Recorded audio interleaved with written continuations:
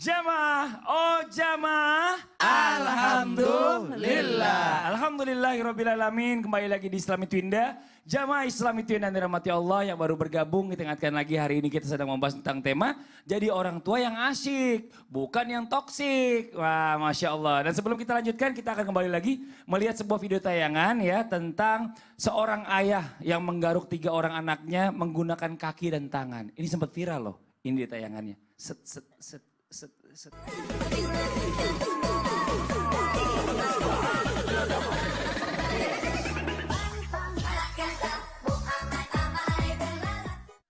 Masya Allah. Kaki yang kirinya kan istrinya tuh. Berarti kalau saya menggaruk anak kumpat, gini dong.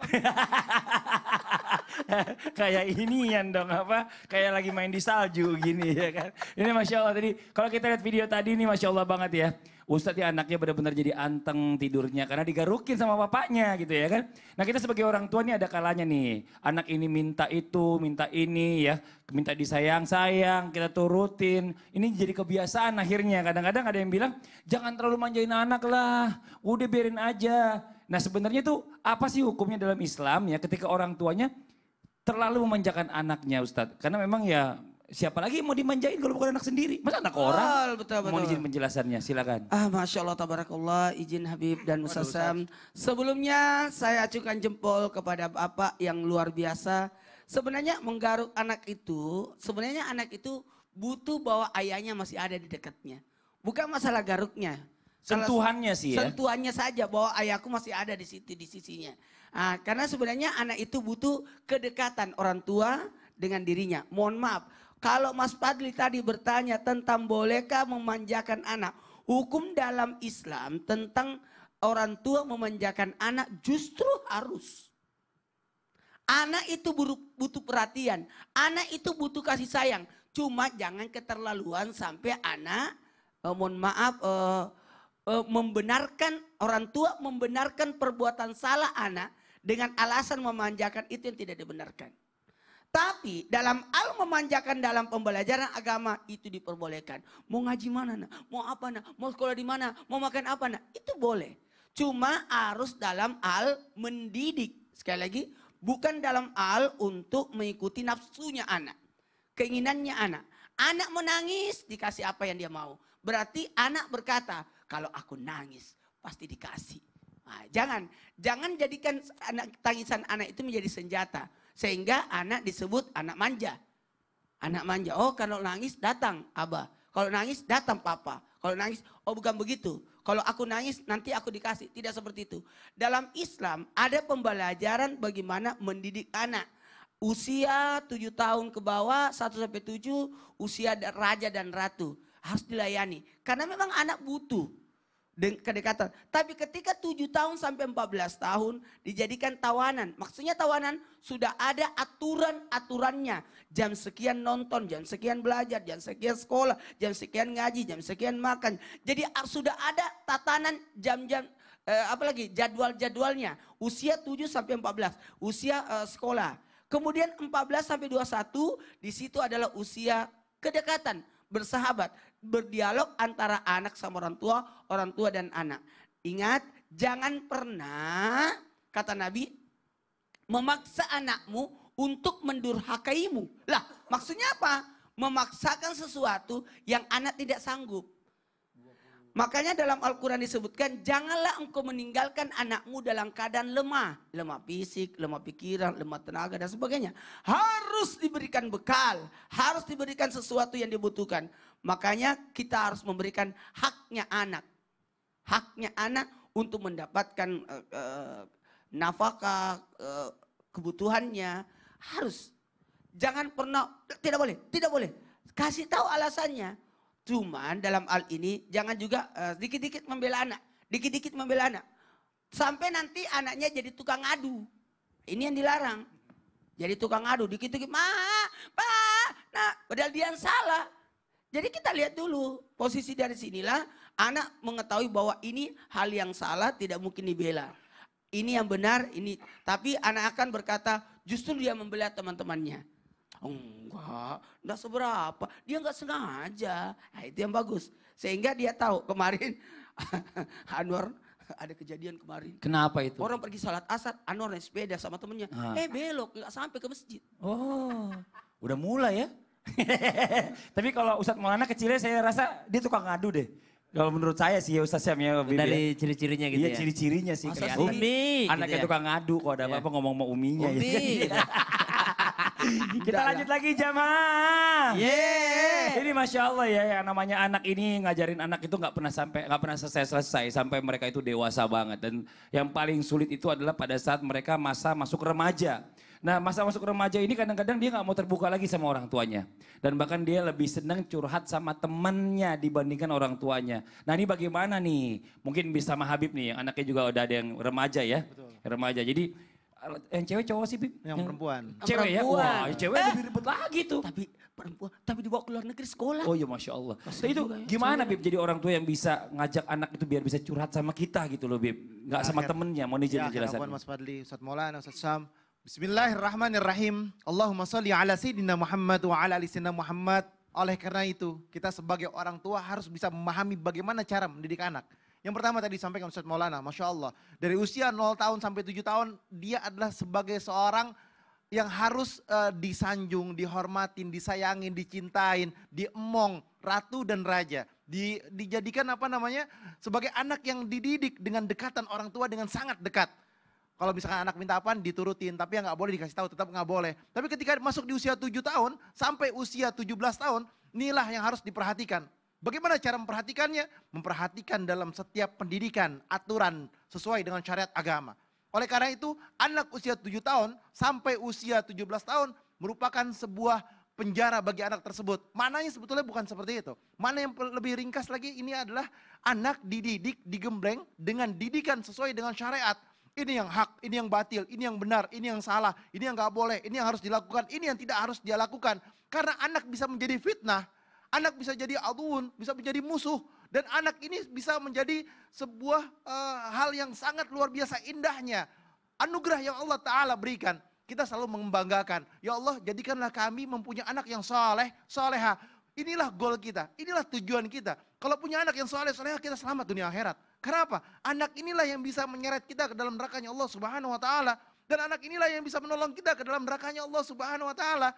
Oleh karena itu, bagaimana cara mendidik anak dengan didikan yang baik? Agar apa? Agar dia bisa menjadi teman kita. Yang pertama, anak itu harus mengetahui bahwasanya saya ini orang tuanya, kamu adalah anak. Dan kamu harus diatur dengan aturan yang baik. Karena apa? Orang tua pasti mengajarkan yang baik. Gak mungkin orang tua mengajarkan yang buruk. Orang tua pasti ngasih tahu yang terbaik. Gak mungkin orang tua ngasih tahu yang buruk. Kasih tahu sama dia. Kasih tahu sama anaknya. Saya ngasih tahu nanti buat kamu ke depannya. Saya ngasih tahu seperti ini buat kamu masa besarnya. Saya ngasih tahu seperti ini agar kamu nanti bisa di lingkungan. Agar bisa dihormatin dan dicintain dan disayangin.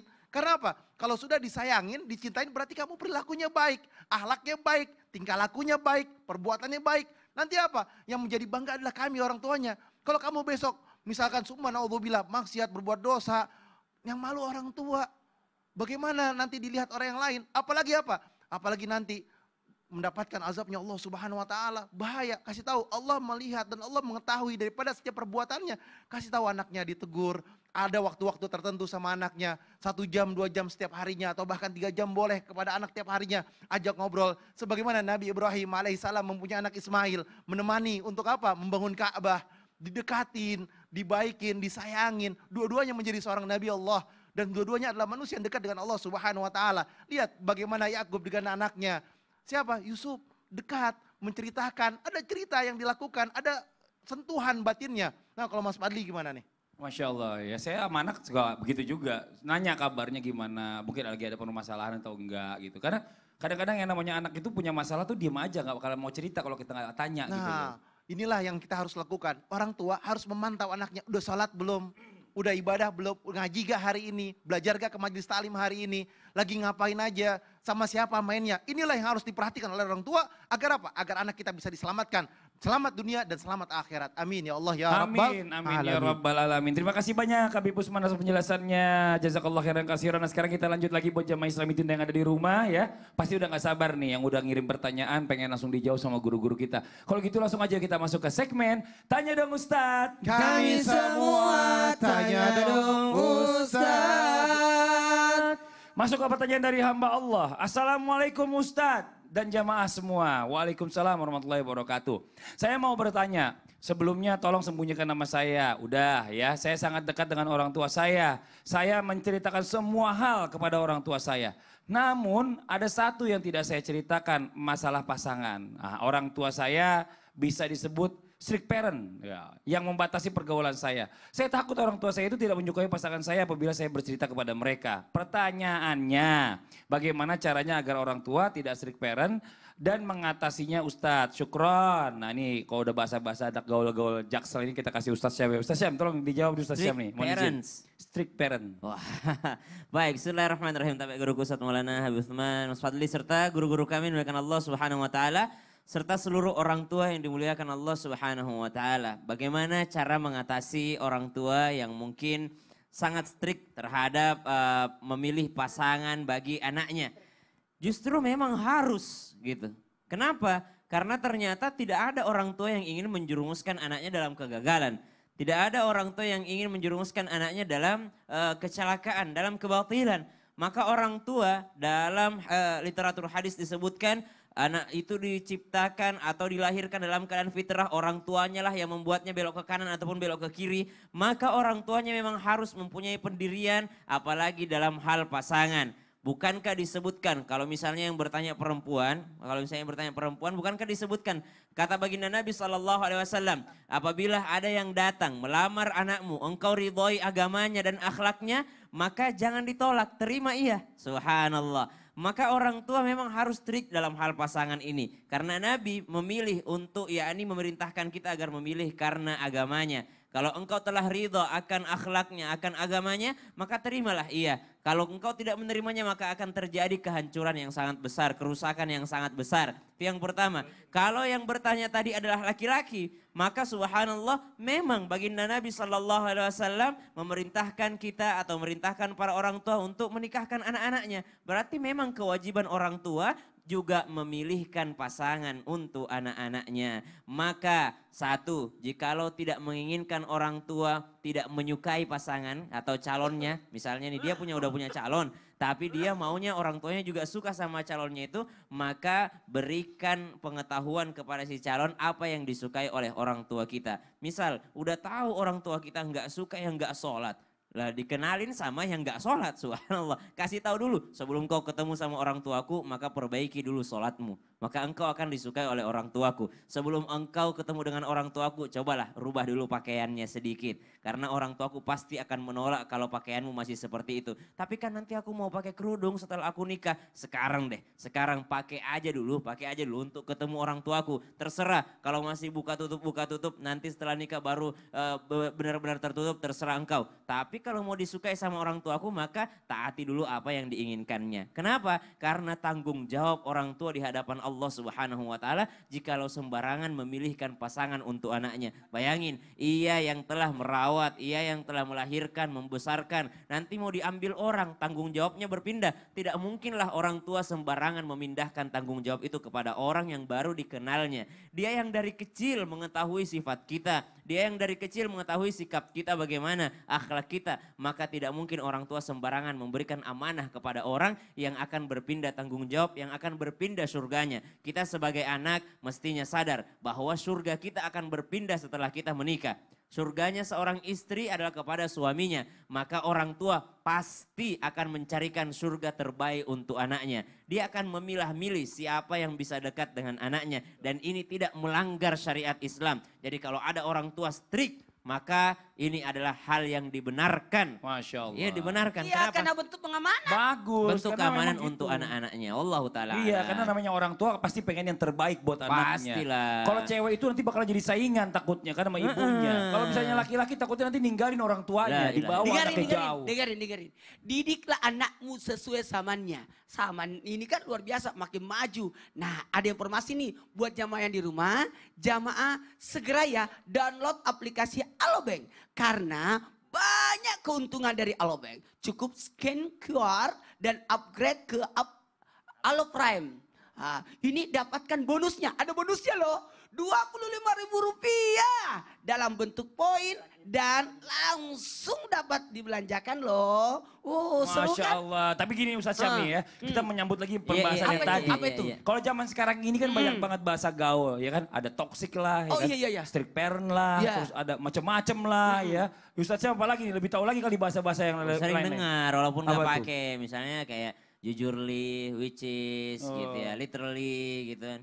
Iya, Masya Allah ya. Which is jujurly, literally. Tapi Gitu gini, dong, Mas Fadli. Ustadz nih, ini to be honest ya, jujur li Asik, sebenarnya nih. asik. Cia. Oh. Dia kan anak jaksel. Kayaknya aku Sabi. kayaknya aku minum boba nih. Supaya bisa. Gimana sih cara nabi-nabi terdahulu ini ya, ngasuh anak-anaknya biar jadi orang tua yang asik, bukan yang toksik nih Ustadz Syam nih. Which is literally jujurly. Asik. Yang seperti ini tuh harusnya jawab nanti aja setelah yang satu ini. Oh nanti aja. Ya udah kalau gitu buat yang di rumah jangan kemana-mana ya. Jujur li kita akan segera kembali lagi sih tetap di Lisan Indah. Jamaah. Alhamdulillah. Welcome Which is back. jangan kemana-mana. Which is jangan kemana-mana.